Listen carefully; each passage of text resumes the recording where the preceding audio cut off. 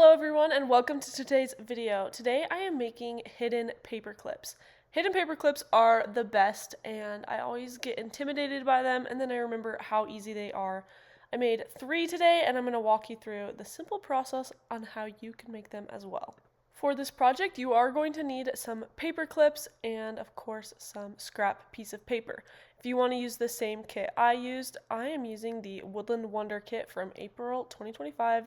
And as always, you guys are welcome to go check this kit out, or you can just use supplies you already have. If you do want this specific kit, then it is available to purchase as a subscription during the month of April 2025, or you can buy it flat out on Etsy with no subscription.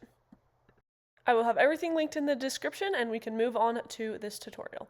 Today, all I am using is a piece of paper. You can use a scrap piece of paper or a full piece of paper. Mine is actually just printed on both sides, although we will really only be using one, and I'm using regular weight copy paper. This project works really great as well, using a little bit thicker paper, up to maybe 110-pound cardstock, I would say would be great, but it is up to you. I am using a thin paper because my journal is a little bit thinner, and I want it to stay a little bit thinner, so I don't want to bulk it up by using thick paper, if that makes sense.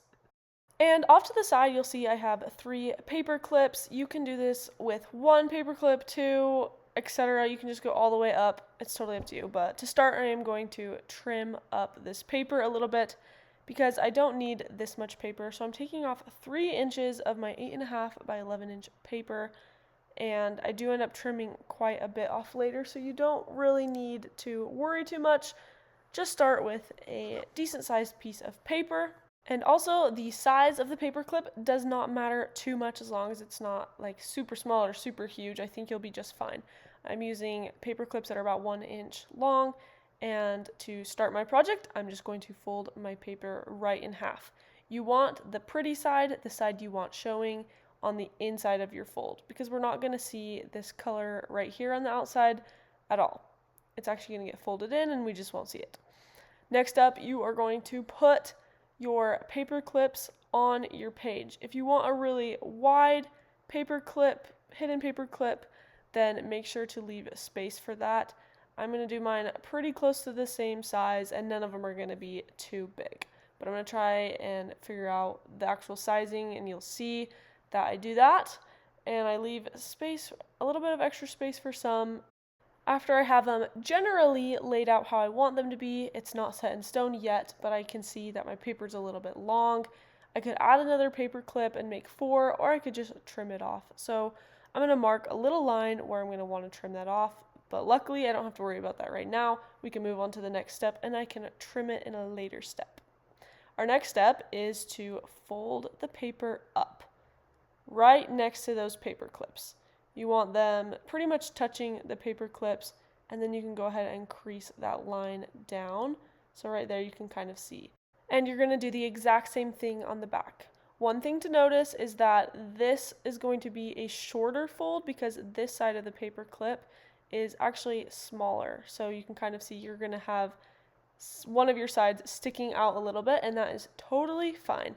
Totally normal. It's part of the process. Then just fold that line down, and you've pretty much created the paper clip, the part that's going to slide down onto the paper.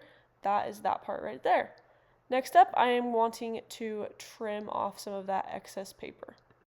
None of these measurements need to be exact, but I'm going to walk you through how to know how much paper to trim off. So this is the step we're at. This is what our project is looking like. And I'm going to set it down and mark where I want to have my paper cut. I'm flipping it to one side, it doesn't really matter which one, and I'm going to mark about a centimeter, maybe even less than a centimeter from that top line, and that's going to be one of my cuts. It's going to just go right across there, and I'm just eyeballing it. This part doesn't really matter too much, but you want to get it as close as you can, and you're welcome to measure if you would like. At this point, I'm going to go ahead and cut my paper because it will make my next step a little bit easier. So I went ahead and just lined it up and did my best to get that straight. And that is one of our cuts, and we have one more to do. Our next cut doesn't matter too much, but we are going to use the paper that we're about to cut to fold over the entire thing. So you want to just make sure maybe it's another centimeter past where you just barely cut, and that is what I'm going to do. This is sort of what your paper should look like. You just have a little bit of a 1 centimeter lip just hanging over, and that is going to get folded down. Now for my next step, I want to divide my hidden paper clips, and I'm doing 3 of them. So I'm going to go ahead and take off the paper clips and go ahead, ink, and then cut. I chose to ink at this step because it's going to make everything a little bit easier, and I will have to do less inking later on, but of course the inking is optional. Once I had everything done, it was time to move on to the cutting. I didn't have any measurements. You can measure them out if you want, but I kind of just cut mine where I thought it looked good. They ended up all being different sizes, and that was great for me. This is what they look like for me at this moment, and I like them. To finish them off, all we're going to do is reinsert the paper clips. But first we need to fold down that little tab because that is going to just give the hidden paper clip a clean look. And I like that. I think that looks really nice. So I'm going to add those paper clips back on and glue everything together. If you are doing this, make sure you try and center your paper clip as best as you can and use lots of glue. If you're using regular weight copy paper, you don't need to use quite as much glue because it is thinner paper, so it can't take as much glue. But then again, also make sure to fold down that last flap, and this is what it looks like. This, I know it doesn't look like much yet because we have some decorating to do, but I'm going to go ahead and repeat the process for the other 2 as well.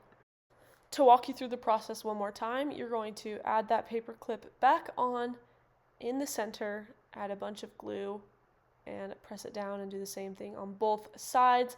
This creates our initial kind of where the paper clip can hold on to. Then you're going to fold down that flap and glue it down. I also like to just ink those edges, the new edges I folded, and it is done. I just kept repeating that process. This is fun because you can do a lot of these. This would be a great mass make if you want to make a ton at once and get them prepped, then this is great. Totally a wonderful time to do that. I just did 3 for the sake of the video, and this is them all finished. So now it is time to embellish them. So I went ahead and grabbed some cute little pieces that I thought would look good. So I have 3 kind of different ideas to show you guys, and they're pretty versatile, pretty simple. It's going to be fun.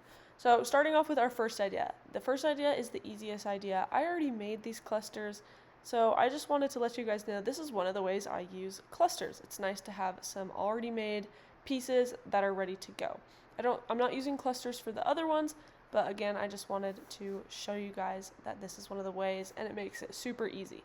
All I do is just glue them down on both sides, and boom, your little hidden paper clip is on a whole nother level and looks super good. One more quick thing to think about if you are making these is that these do not have to go on journal pages. They can also go on these pieces of ephemera, and I think they look really beautiful, and it's fun because they are removable.